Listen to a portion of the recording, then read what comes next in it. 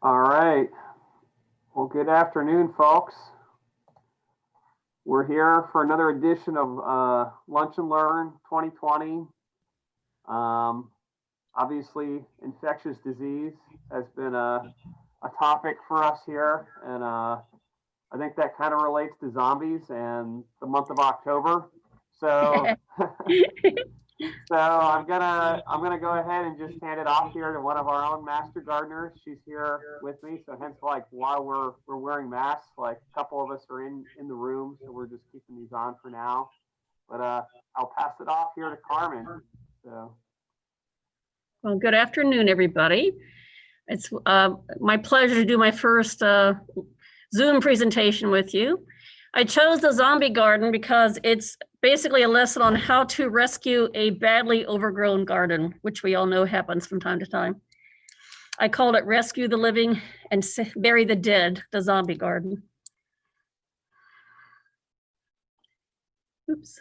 All right, John, this thing's not moving for me.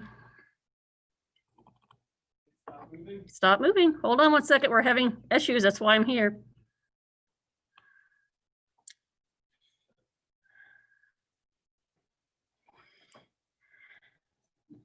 So there's the keys, like or not. Try it or the sideway. Which was the sideway. All right. Of course, that's why I came here. I always have issues with these things. Yeah, hold on. Okay, one second. Basically, I'm a master gardener and have been one since the class of 2008. I'm an occupational therapist. I work level 1 trauma. I work all forms of rehabilitation in the hospital. I'm a certified brain injury rehabilitation specialist and a post-acute rehabilitation specialist. So my point to saying that is I've seen a few things, I've done a few things. Just one second for us to deal with our technical difficulties, please. Yeah, sometimes it does this with That's why I'm here.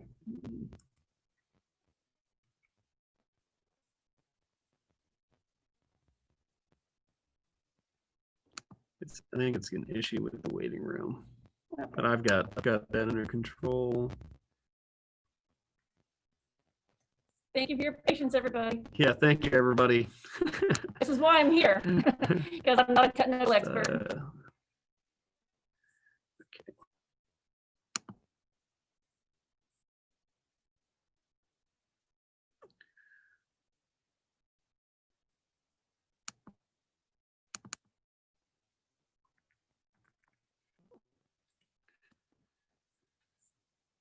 Well, it was fine before all these master gardeners hopped on here. So and how 2020. yeah.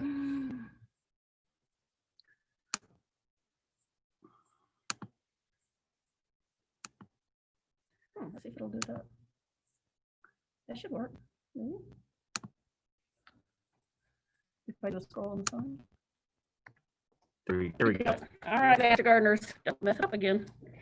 All right, I hope you can still see me because I can't see you. All right.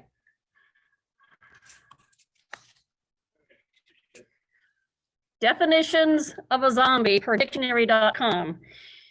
The noun is, it's an undead creature with a reanimated human body contagious to the living by bite. I think you've seen all the videos and shows on that.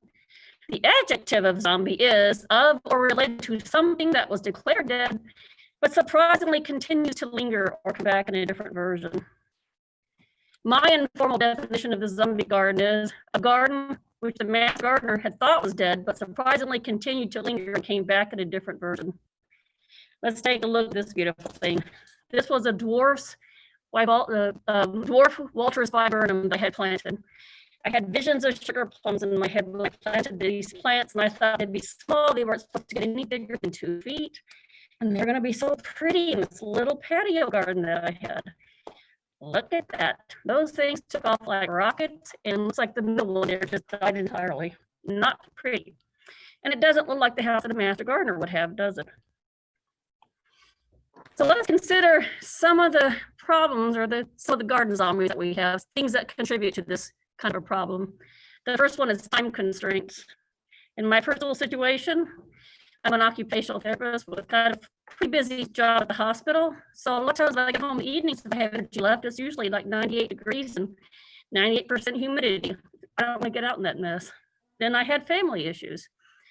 I had some problems with my parents having to leave town unexpectedly, take care of them, and to be there for weeks at a time. So that kind of got in the way of things. So a lot of times there's time constraints that will limit your ability to get into a garden. Florida's heat index and humidity are also a big problem. Let's be honest. June, July, and August present certain challenges for gardeners. Trying to get out and work at a heat that level could actually be dangerous for you. We have a number of patients who are admitted to the hospital every year with heat exhaustion and heat stroke, trying to overdo. Wrong plant, wrong place. As you saw with the dwarf Walter viburnum, definitely the wrong plant for the wrong place. Got too big and was too rangy, just inappropriately planted. Also, too, irrigation issues. Sometimes people will plant a beautiful garden only to find out that their sprinklers aren't working correctly, or maybe are broken, or maybe they have a broken pipe they didn't know they had before. Animals, birds, and insects can also be a problem. You may have wildlife issues that are contributing to your garden's demise. We also have weeds and other invasive plants. Let's be honest. I wish they would make a weed that would grow like grass does, but they don't. A lot of times that beautiful garden can be overrun by a weed that's just much more hardy than the actual plant is. And then you have your problem with the plant diseases. Let's take a look here. I didn't know I had deer in my backyard until my husband sent me this picture at work one morning. I kept wondering why my backyard plants look so bad. Look at that. You got Bambi's mother in the yard munching down on everything. And they like hibiscus, so I don't plant those anymore. So that was an unexpected zombie in my garden. Then I had a problem with this little wren. It doesn't seem like such a problem. It seemed like she wanted to build her nest wherever I was working. I had a beautiful bunch of pots sitting in this one area where I'd store my tools. And would you not know that little bird put a nest right there? And I couldn't go near my toolbox for quite some time until those little birds fledged that she was trying to grow. And then right there where I keep my hose, so forget about watering plants for a while. And that was a very aggressive little bird, by the way. Very tiny, but very mean. And here we go. Everybody knows about the lubber grasshoppers. These are, what do you call, eastern lubber grasshoppers, and these are at the nymph stage. When these first came out, I tried something called NOLO bait that you have to order online, and I had used it the year before, and it did seem to tamp down the numbers. The problem was this year, it seemed to do nothing but feed them, and I was absolutely overrun with nymphs. No matter where I looked, there was these little nymph grasshoppers. And so that was a huge problem for my garden. As you can tell, they've killed that plant already. And then on my Louis Philippe rose, we had something called crown gall. I didn't realize how serious it was until I got in there and was pruning my plant, and I had noticed it was getting thinner and more sparse looking. And when I got in there to prune it, I realized just how infested this poor little plant was. So that was certainly a nasty little zombie surprise waiting for me.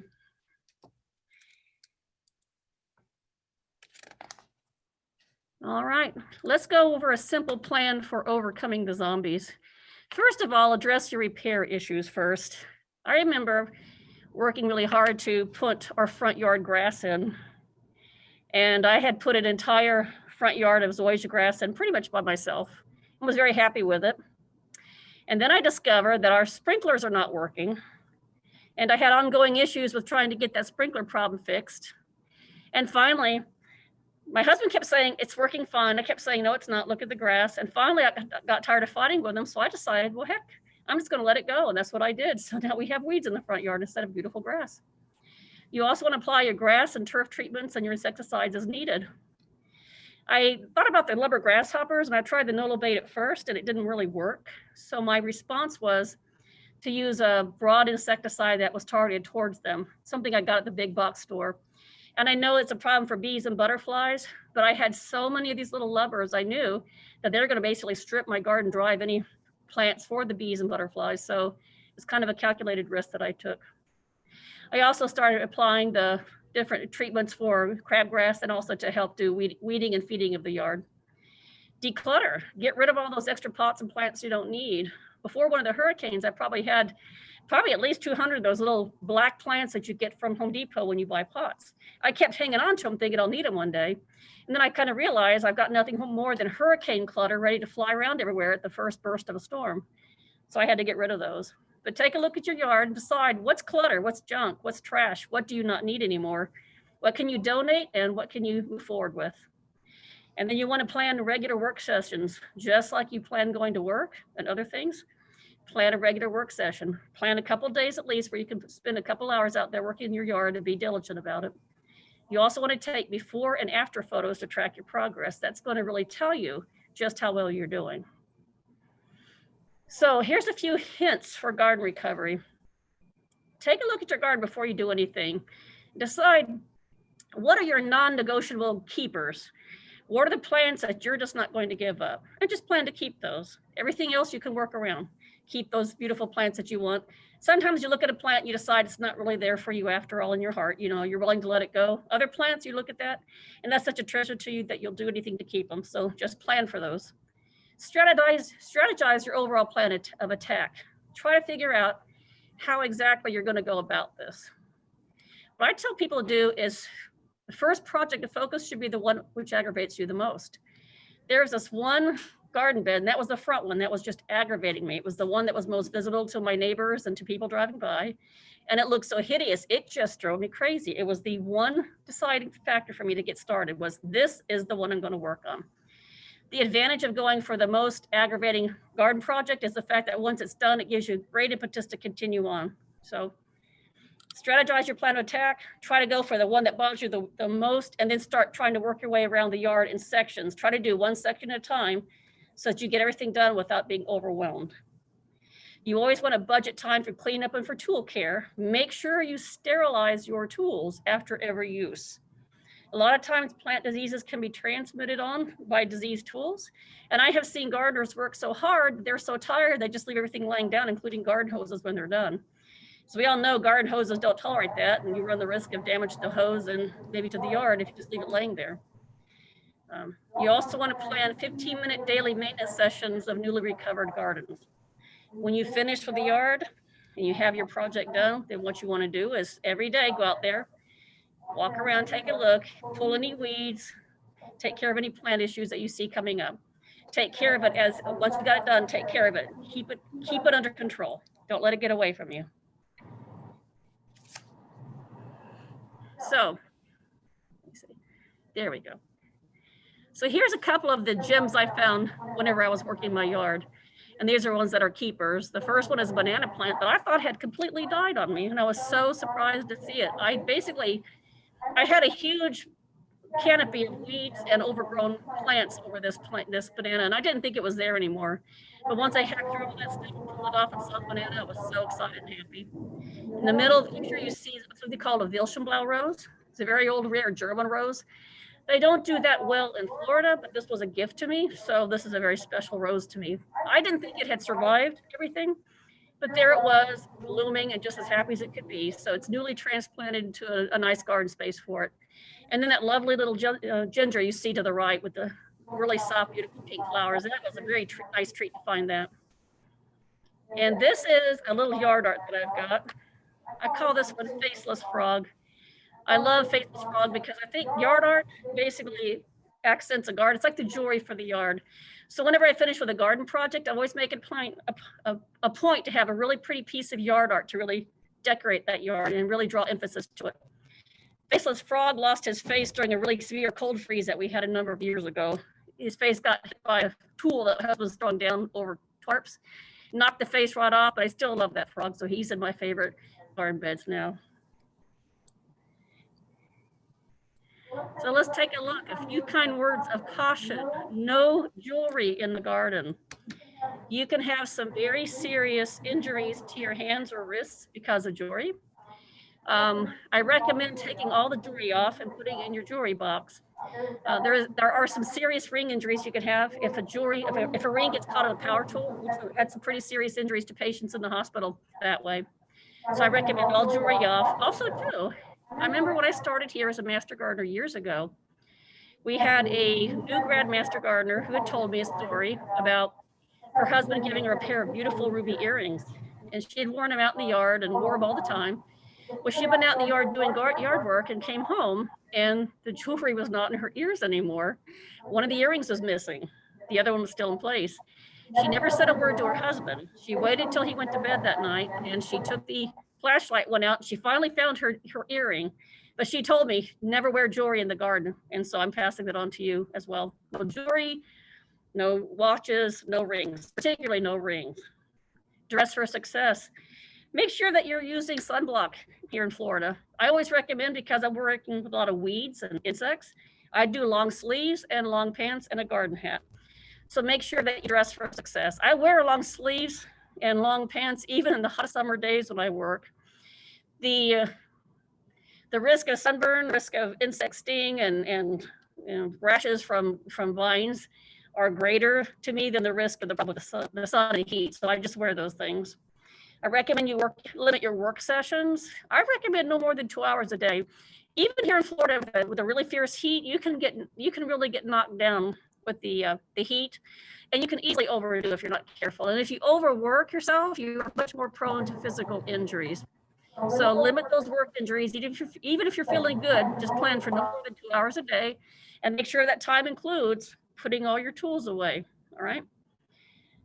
Practice fluid loading during work sessions. Fluid loading is a way to handle the really high Florida heat. This is how the runners at Disney managed to run a full Disney marathon and half marathon in the rip-roaring heat that we have.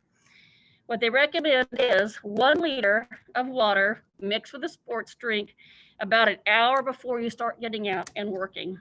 And then what they recommend also, the best practice is mix your water with a Gatorade or something like that, a sports drink of your choice, and sip on that throughout the work session. That way you'll be less likely to get dehydrated and have more energy to complete your work session safely.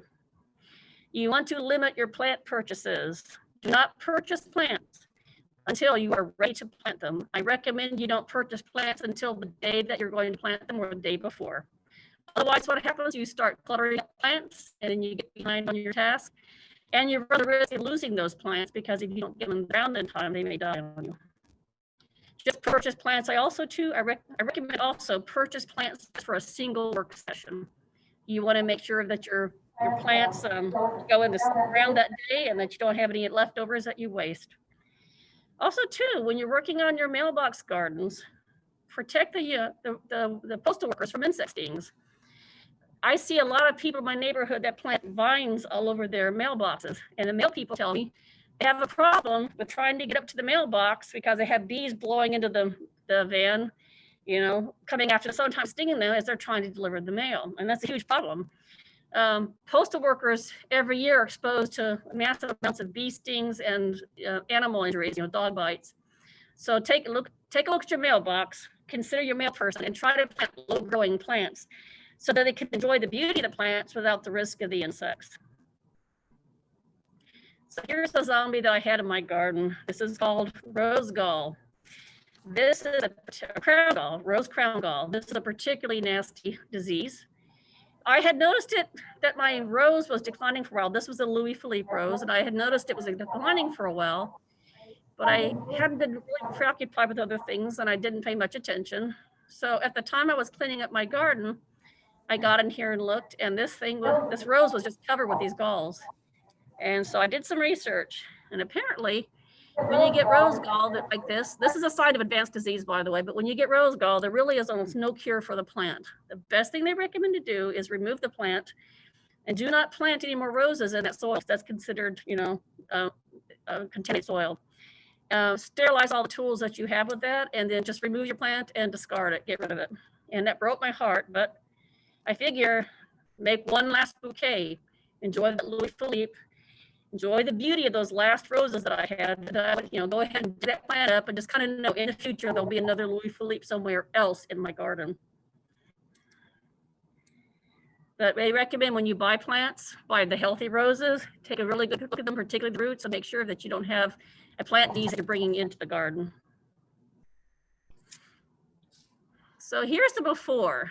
Remember I talked about that dwarf Walter's viburnum and how pretty it was. This was the front yard by my window by my dining room looking out. And doesn't that just look atrocious? I had let that go because I just absolutely didn't have time to keep up with the pruning. That was one of the problems I've made with the plants is I chose a plant that needed a lot of pruning and a lot of care, and I just didn't have time to devote to it. So I don't know if you can see in the very back near the window, there's a tiny little butterfly marker. It's one of my little yard art pieces. It's sitting there, it looks like it's just crying for help back there. And buried behind that one disease, dwarf Walter viburnum is a beautiful little bench I've got there. This is the after. Doesn't it look better already? It just looks so fresh and open now. I dug everything up, pulled all the roots up, conditioned the soil and worked it in, and then raked everything in really, really good. So this is basically a garden just about ready to go. And as you can see to the right beside my tiki, my little tiki totem over there, I've got a bunch of plants just ready to go in there. Just beautiful. Now then, this is the after picture. We talk about decorating. You can see my little snail over there. He's one of my favorites too. I like to take pillows and decorate my my little benches to make it look better. Let me tell you what I've got in there. Over here in the containers, I've got mums, and I've got something called Sally Fun Blue Salvia over there. And these are really strong butterfly and what do you call it? Butterfly and bee pollinators. I was planting this to be a mild bee and butterfly pollinator garden.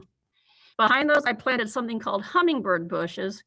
Now, I know that that's probably the wrong plant to put back there, but I did accept the fact that it would need some regular pruning. I love that really hot, vibrant orange yellow color. I saw those growing at the hospital and I thought they were just beautiful. And they are butterfly and bee magnets. And over to the right, you see this little yellow out here. That is something called a Cuban butterfly bush, or Cuban buttercup, pardon me. Bees absolutely love that plant. If you want to get a plant that makes bees as happy as can be, that's the one you want to get. The bees will go to that plant first before they go anywhere else. I also hired a young kid in the neighborhood to pressure wash and clean all my driveways and my stones. So that's why everything looks so fresh and pretty and bright here. I figure after all the hard work I went through it, I wanted to have that bright pop of color and the beauty that goes with it. Now let's look at this lucky thing. You can tell this was Christmas time because you can see my neighbor's snowman behind us. This is a sword fern that's kind of overgrown. You can take a look down here and see I've just been throwing my bags of soil or what do you call that, mulch. I'm putting my mulch down there, just throwing stuff everywhere.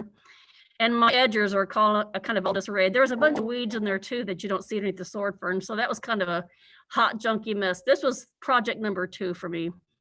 So I decided I really hated that and I wanted to work on that. So I reorganized my little pavers. I cleaned all the weeds out, kind of cleaned up that sword fern and removed all my bags of potting mulch. And doesn't that look better? It's just so much better on the eye, so much better for the plant and makes the whole environment really pop and look pretty. Now then, let's talk about this. Do you see all those little plants in there? What happened was this garden got badly overgrown. And I just pulled all the plants out and decided I was going to plant later. And I kept saying I was going to plant later. And this went on for months because I was just a little busy doing anything then. Well, my neighbor decided he felt really sorry for me. So he started sneaking over with these little plants and kind of putting them in there very quietly, not saying anything to me. I had noticed when I go to the mailbox, I had 1 plant. Then about a couple of days later, I'd have 2 plants. Next thing I know, I had 5 plants. And I was wondering what's going on, but these plants have thorns on them and they get absolutely huge. And I'm kind of against thorns near the mailbox. All I can think of is the mail person, if he or she has to get out of the mail truck, is going to get scratched up by these things. And they're just not a preferred plant for me. So I remember I was out there kind of perplexed and looking at them. The neighbor snuck over and confessed that he'd felt bad for my little garden here. And he felt like he needed to help me out and put something in there. I mean, just a sweetheart. But I took a look and I said, well, thank you so much. And I'm really motivated. So I started talking to him about what I thought would look good in there and what he thought I should do. And so whenever he saw my vision, he agreed that I could take those plants out and plant something better. I didn't know how else to break the news to him. So here, isn't that much better looking? I've got a lot. This is like in the winter time, or I think it was like in the early spring. So I've got fresh mulch in there, and I have over here those white ruellas, and they're absolutely gorgeous. I'm very happy with those things. They'll puff up, they'll look really impressive. You'll get a huge bloom, and then all blossoms come off, and they do it day by day. Everyone comes by and compliments that. It really just brightens a garden up. Around that too, I think it's pink salvia back there. I've also got some mums in there that can just pop. I try to go with the colors. These plants here, I try to have some colors stay, some plants stay, and there's some plants that are just, I use as annuals. Like mums are just annuals to me. Behind that, you see my little pink flamingo to kind of pop some of the pink colors in the garden. And I just thought that looks so much fresher and brighter. Thank you for your time and patience and attention. You see this thing, it said, let's take pride in our neighborhood. That's really what got me started, because I started feeling really guilty. I started thinking about my yard and how bad it looked, and here I am, a master gardener, so maybe I just need to take a deep breath, get off the couch, and get to it. Was there an old Irish saying, was it, it's easier, was it better to plow a garden than to spend time talking about it? Something to that effect. It just means get off the couch and get busy. So thank you very much. I appreciate it, and I am now open for questions if you have any. John? Hey, I'm here. Anybody have questions? Yeah, it was, I like your presentation. It was sad seeing the roses go, though. That broke my heart. I loved that Louis Philippe. I'd had that since I had first moved in. I planted that as one of my newlywed gifts. And I hated to lose it, but I kind of understand why. What happens with the Louis Philippe is it got probably an injury down near the soil line. And that's how the bacteria got in. And once the bacteria starts up, there's no saving the plant. So. Okay, we got one from Brenda. Brenda White. What kind of mulch do you use in your garden? I like the shredded bark mulch. I like the dark brown color if we can get that. The reason I chose that was it was actually on sale. My husband went out, he got really enthusiastic when he saw me working. He came back with a whole pickup truck full of this dark brown mulch, and I love it because it's got that earth tone to it. So it really goes really well with our yard. The only thing I've told him I don't want is that bright red, because I don't think it would look good in our yard. We don't really have anything that it would match with, but I just use the shredded bark. That's my favorite. I also really like pine, or the bark, the nuggets of bark that they have. I think that works really well too. Well, yeah, Brenda says, nice, super nice husband. He is. He gets motivated when he sees me out working. He tries to help somehow or another. Like, he felt bad about the front yard going to pot, because what happened was we had a problem with the sprinkler timer. And even though the sprinkler itself was working, it was the timer issue. And I had worked so hard to get that garden in there, that front yard mulch and everything in there. I think it was the zoysia grass is what we used. And he kept arguing with me that it was working. And I kept saying, no, it's not. And he wouldn't listen to me. So I finally just got so tired. I'm like, okay. And now he acknowledges his mistake there. So he's been a little bit more helpful since. So he came into me one day, why is the garden, why is the grass dying? I said, because it's not getting any water. Then he started watching and he realized, but by that time I had gotten tired, so too late.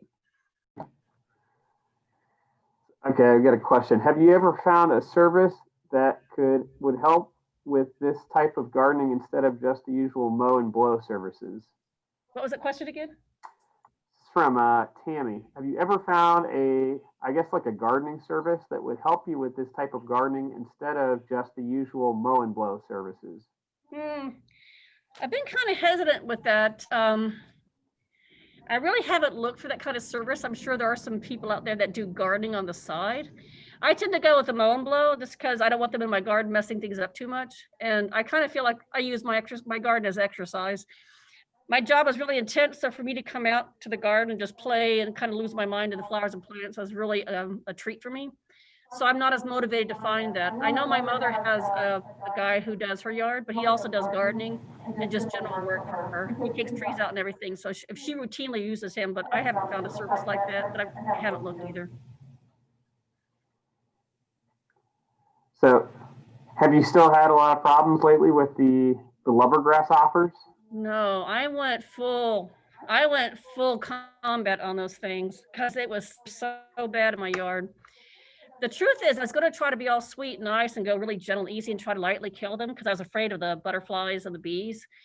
But I had this morning, we woke up and they were just engulfing one of my plants and I got really mad. So that's when I went to the big box store and found a really strong insecticide that would attack them. And I mean, I sprayed every square inch of that garden hard, and my neighbors did too at the same time. and we sprayed really hard, and that's what it took to kill them. But what I did was about a week later, I planted a lot of really nice floral plants to start feeding the butterflies and the bees again, and that seemed to be okay. I didn't seem to notice too much of a loss of the bees and butterflies then. I think another thing you could do is if you do a really hard reset of your yard like that, you can put out a syrup that will attract the bees and feed them while you're waiting for the plants to recover from the insecticides. That'd be something you can do too. I've done that during hurricanes. I'll put little plates of, a little shallow plate of like syrup out just to feed the bees whenever there's a shortage of flowers. Okay. Interesting. Well, folks, are there any more questions here? I'll give it another 10 or 15 seconds. Thank you so much for your time and attention. I appreciate that. This is my first Zoom presentation, so I hope I did okay. Well, you got a lot of positive feedback on here. All Thank sorts you. of people, like in the chat, like telling you, yeah, great, and they're still piping in right now. So Thank you. yeah, thank you for being here, Carmen. Thanks for you know, you told me Thank like way back when I got here about the zombie garden, so I'm glad I finally got to see the presentation on it. I had planned to do a Sunday in the garden at my house, but maybe next year, okay? Yeah, when we get back to doing Sundays in the garden. So, okay, well, I guess we'll just go to all members meetings. I don't have too much to say right now. I just got back. I was gone this weekend, and I think that maybe the biggest thing is with the plant clinic. We've got some. If you're interested in coming back and being in the plant clinic, please let me know. We have it filled, but there's still additional spots for people if we want to be with another person, or we've got some flexible spots that are going to be coming up here, especially into January. So just keep that in mind. Tents, we're done with tents in terms of taking money for all that. I guess the biggest thing I have to announce is that I'm getting caught up on my emails and everything went through with the festival planning, and we've just decided basically to push the festival back for a year. So it doesn't seem very likely that we're going to be able to have a festival that's in the spirit of being able to show everything off that's here if we were to have a plant sale and festival. So we just wanted to, it seemed like based on the communications that I've gotten from folks that we're better off just waiting another year. And so we'll keep you posted on that. But I think that like we'll be able to congregate in person. We feel very comfortable that we'll be able to do that by 2022. So next year, the timeline's too wacky still, basically. So, yeah, and if you got anything else, I guess if anyone has anything to say, go ahead and let me know right now. I guess if any announcements or anything like that, you get a little bit of time.